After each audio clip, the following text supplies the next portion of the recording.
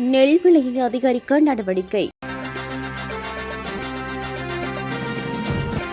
எதிர்வரும் போக்கு முதல் நெல் விலையை அதிகரிப்பதற்கு நடவடிக்கை எடுக்கப்பட்டுள்ளதாக விவசாய பிரதி அமைச்சர் நாமல் கருணாரத்ன தெரிவித்துள்ளார். சம்பா மற்றும் கீரி சம்பா நெல் வகைகளின் விலைகளை அதிகரிப்பதற்கு தீர்மானிக்கப்பட்டுள்ளதாக அவர் குறிப்பிட்டுள்ளார். எவ்வாறாயினும் அரிசி விலையில் அதிகரிப்பு ஏற்படாது எனவும் பிரதி அமைச்சர் நாமல் கருணாரத்ன சுட்டிக்காட்டியுள்ளார். நெல் விலை திருத்தம் தொடர்பாக ஏற்கனவே நாங்கள் விடயங்களை முன்வைத்துள்ளோம். குறிப்பாக நாடு நெல் 120 ரூபாவாகவே நீடிக்கும். சம்பா நெல்லின் விலை 125 ரூபாவில் இருந்து 130 ரூபாய் வரை அதிகரிக்கப்படும். விவசாயிகளின் தரப்பை பொறுத்தவரை கீரி சம்பா 132 ரூபாயிலிருந்து 140 ரூபாய் வரை அதிகரிக்கப்படும் என்று கூறியுள்ளார். இந்த காலப்பகுதியில் இந்த விலை அதிகரிப்பு ஏற்படும் அமைச்சர் என்ற ஊடகவியலாளரின் கேள்விக்கு எதிர்வரும் போக முதல் இந்த அதிகரிப்பு நடைமுறைக்கு வரும். அறுவடை செய்யும் போது விவசாயிகளினால் அந்த விலைக்கு நெல்லை வழங்க முடியும். ஆனால் அதற்கு இணையாக அரிசி விலையை அதிகரிப்பதற்கு அரசாங்கம் தீர்மானம் எடுக்கவில்லை. அவ்வாறான ஒரு தீர்மானத்தை எடுக்கும் எதிர்பார்ப்பும் இல்லை.